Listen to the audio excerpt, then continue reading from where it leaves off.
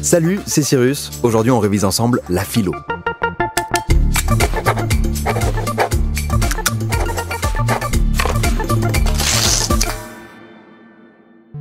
Je suis sûr que t'as déjà été tenté de commencer une intro de philo par « De tout temps, les hommes », peut-être même que tu l'as fait.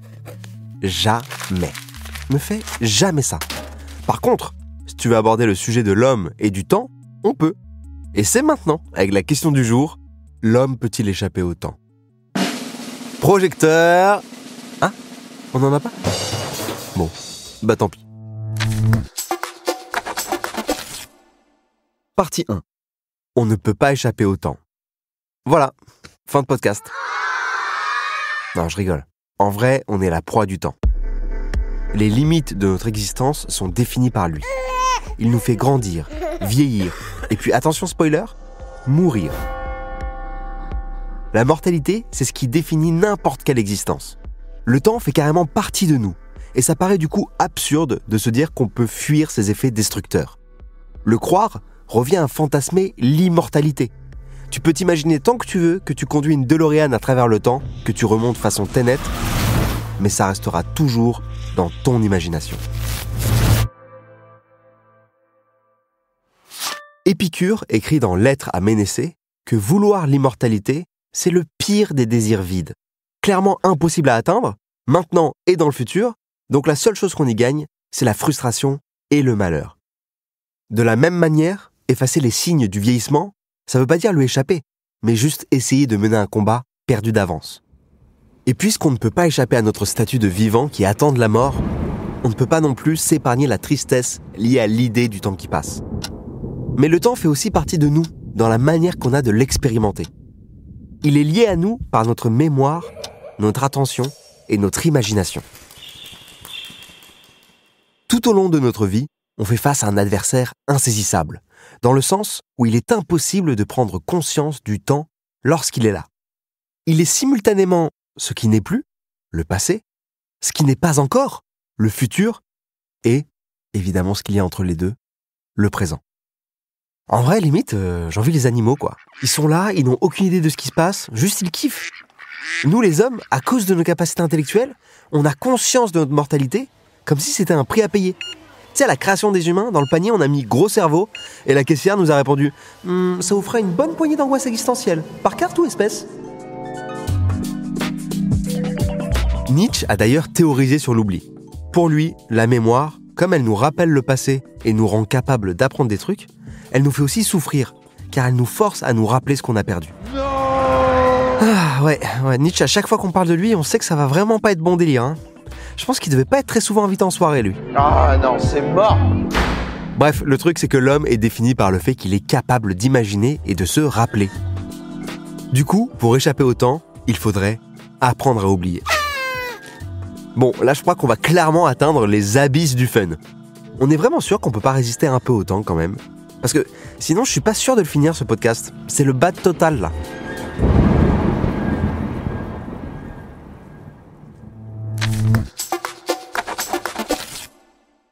Partie 2. On peut résister au passage du temps. Ah bah voilà, la lumière au bout du tunnel. Bon, combattre la vieillesse, on l'a déjà dit je pense, c'est foutu. Par contre, on peut créer des points de résistance au temps. Je sens que tu trouves ça flou, donc je vais pas traîner et te l'expliquer clairement. Nous pouvons créer des choses sur lesquelles le temps n'a pas de prise. Hannah Arendt s'est penchée sur la question, et pour elle, l'œuvre d'art, c'est le seul objet du monde qui a un rapport au temps différent. Parce qu'une œuvre ne correspond pas à un produit de consommation, elle n'est pas définie par un usage, et du coup, elle ne s'use pas. Les objets d'art sont les seules créations qui peuvent accéder à une immortalité potentielle. Pour la philosophe, l'œuvre n'est pas fabriquée pour les hommes, mais pour le monde, qui, lui, va survivre à la courte vie humaine. L'œuvre va donc traverser les générations. En gros, l'œuvre est un point fixe qui permet à l'homme de s'échapper du temps de sa vie biologique de deux manières. Soit en étant un artiste, et dans ce cas, l'objet peut potentiellement lui survivre, s'échapper des dégâts causés par le temps, et même le traverser, soit en spectateur. En observant une création, l'homme fait l'expérience d'un autre temps, d'une autre génération, comme un voyageur temporel.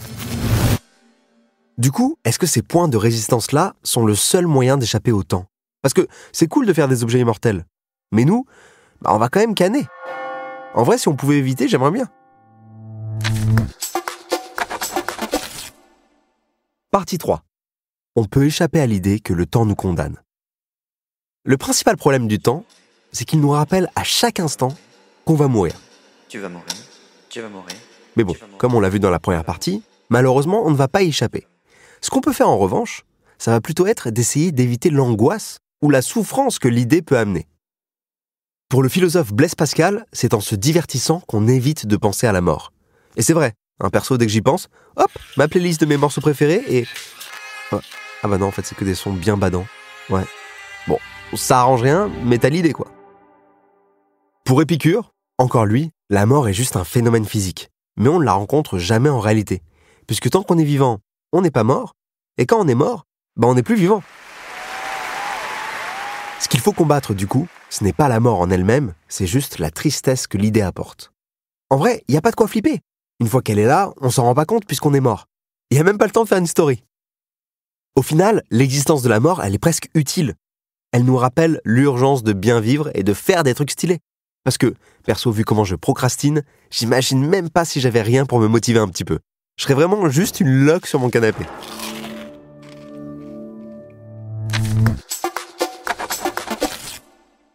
Conclusion. Du coup, pour répondre à la question, on ne peut pas ne pas mourir. Le seul moyen qu'on a d'échapper au temps, c'est de nous libérer de la tristesse qu'il peut apporter. On doit regarder la mort bien en face, mettre un grand chassé dans toutes les peurs qu'elle ramène et profiter de chaque seconde qu'on a. C'est ça, vivre. Vivre, c'est ça, vivre. Allez, on récapitule. Dans la première partie, on a vu qu'on est défini par le temps. Essayer de lutter contre la vieillesse, c'est perdu d'avance. Et ça n'apporte que des malheurs en plus. On est aussi ancré dans le temps par nos capacités intellectuelles.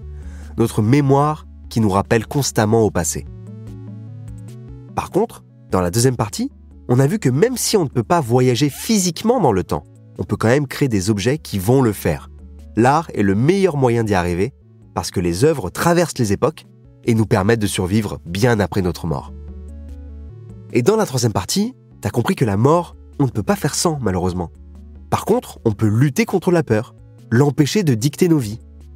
Le meilleur moyen d'échapper au temps, c'est de se libérer des malheurs qu'il apporte. Et ça, on y arrive en travaillant notre rapport à nos angoisses.